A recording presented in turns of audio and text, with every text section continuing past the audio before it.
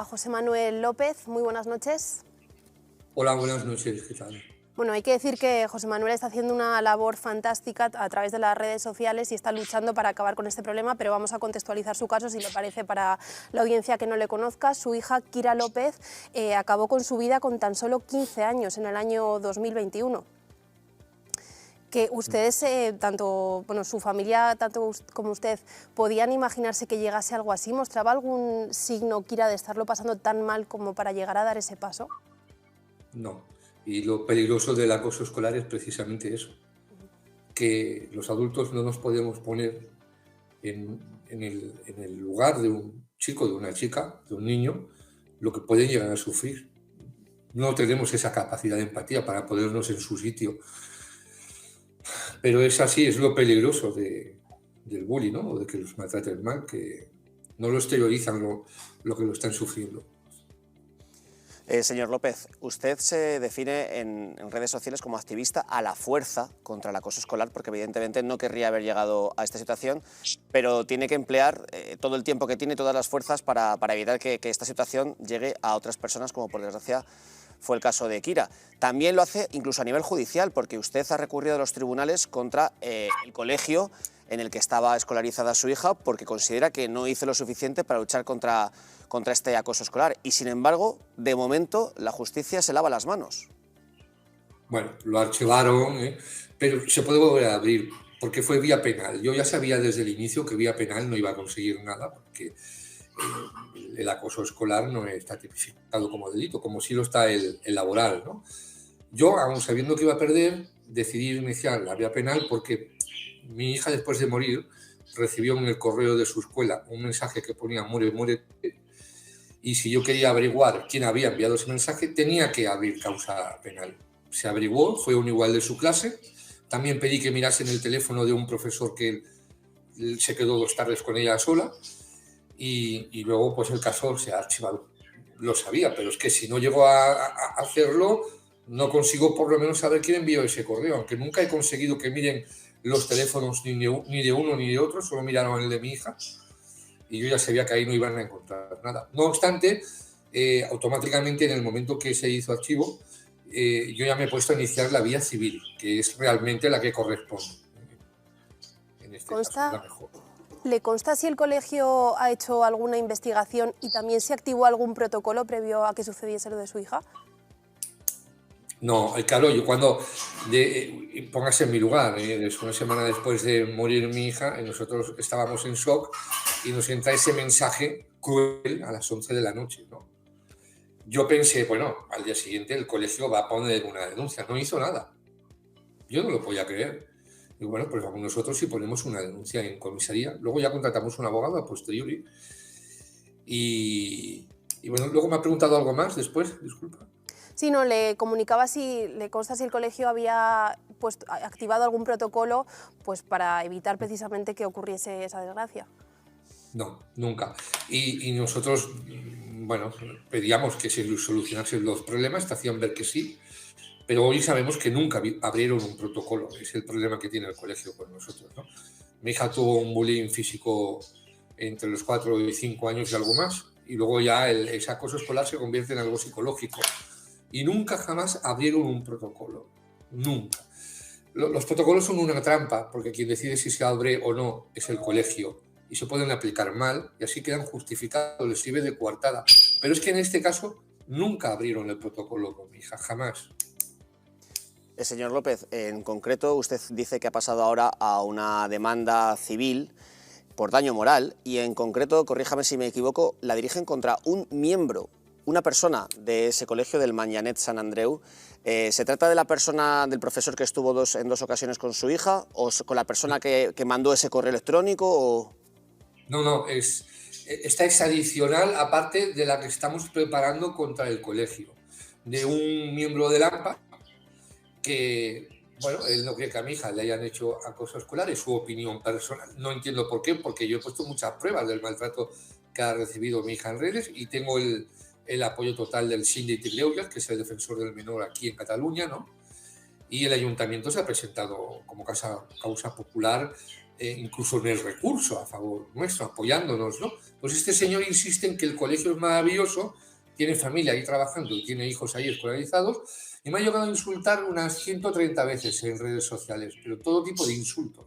Incluso ha llegado a escribir que si hace falta ensuciar el nombre y la reputación de mi hija para salvaguardar el nombre del colegio, pues él lo va a hacer. Y claro, es que me he visto obligado a poner esta otra demanda para ver si este señor ya nos deja tranquilos, que haya bastante desgracia tenemos aquí en mi casa, aunque mi hija no esté, como para que él tenga tan poca empatía que aunque pensase que no tenemos razón en alguna cosa, que se ponga por un momento en nuestro lugar. Oiga, el dolor es el más grande que se puede sentir, se lo garantizo, ¿eh? Yo no he tenido una vida fácil de joven, pero esto es lo peor. Saludos, muy buenas noches. ¿Usted recomendaría a los padres que saben, usted por desgracia no tuvo la oportunidad de conocerlo previamente, pero sí a aquellos padres que saben que se está dando un proceso de bullying, que saquen a sus hijos del colegio? Porque yo sé que lo lógico sería al revés, pero evidentemente entre lo necesario y lo adecuado existe una gran diferencia. Es como lo que hablabais antes de enseñarle a un niño artes marciales o boxeo. No tendría ni que hablarse de ese tema, porque se entiende que en el colegio tendría que estar seguro y les tendrían que enseñar autoestima, pero esa no es la realidad, y a lo mejor sí sirve eso otro que estabais comentando, ¿no? En el caso de alguna víctima. Yo hoy por hoy lo que recomiendo es que si la dirección no se involucra en solucionar el problema, no te queda más remedio que irte de ese colegio, aunque es lo injusto, porque se revictimiza a la víctima otra vez. En realidad, a quien se tendría que apartar es al acosador, pero no con ánimo de castigarlo, sino de que es un niño también, para hacerle ver que el portarse mal y maltratar a otros tiene consecuencias, ¿no? Y un niño no puede hacer lo que quiera, aunque sea un niño, porque habrán consecuencias. Si no se hace así, la cosa no funciona. Pero hoy me llaman muchos padres para pedirme consejo, y cuando averiguo que los docentes no se involucran, digo, saca a tu hijo de ahí, porque yo es de lo que me arrepiento, de no haber hecho, de haber sacado a mi hija. Yo me arrepentiré siempre, tengo que vivir con eso, ¿no? Pero bueno, en aquellos momentos parecía que era lo oportuno. Mi hija me decía que tenía sus amigas de la guardería ahí, que no se quería ir, y nada parecía ver que la cosa acabaría como acabó.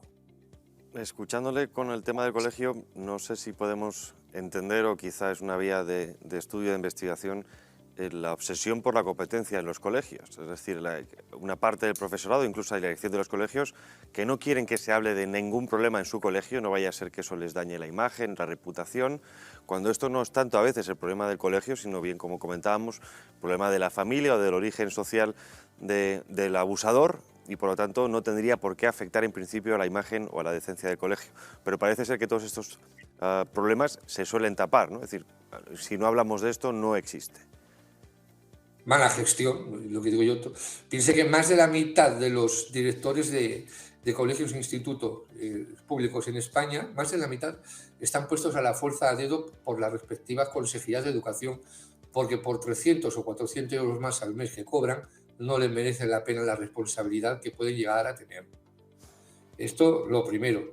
Luego, ya muchas veces es culpa de que el niño está mal educado o por problemas externos, pero cuando la culpa es del colegio y el niño acaba perdiendo y la familia del niño pierde, como por ejemplo es mi caso, al final el colegio no tiene ninguna consecuencia prácticamente, porque es necesario, hacen falta las plazas, y parece como una empresa que está a salvo de cualquier castigo de la administración y a la que todo se le permite. Yo eso no lo entiendo.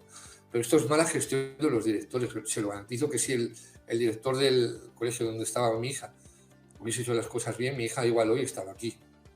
Es muy importante su labor. Señor López, pues muchísimas gracias por haber estado con nosotros esta noche, y de nuevo darle las gracias por la brillante labor que está haciendo. Creo que hablo en nombre de muchas familias. Gracias. Es el instinto de padre, aunque no tenga hija, me considero padre todavía, y no voy a parar hasta que se cambien las cosas para mejor. Los niños tienen derechos civiles, igual que los adultos, y en eso estoy. Por supuesto que sí. Muchísimas gracias. Adiós, buenas noches. Gracias. Bueno, pues vamos a saludar ya también a Beatriz Talegón. Muy buenas noches, Beatriz. Hola compañeros, buenas noches. Bueno, te pediría que hicieras un breve apunte sobre todo este tema que estamos tratando, sobre el tema del acoso escolar, que, bueno, como estamos relatando aquí, con casos además como el del padre de Kira López, parece que cada vez es más, por lo menos más frecuente, ¿no? Podríamos decir.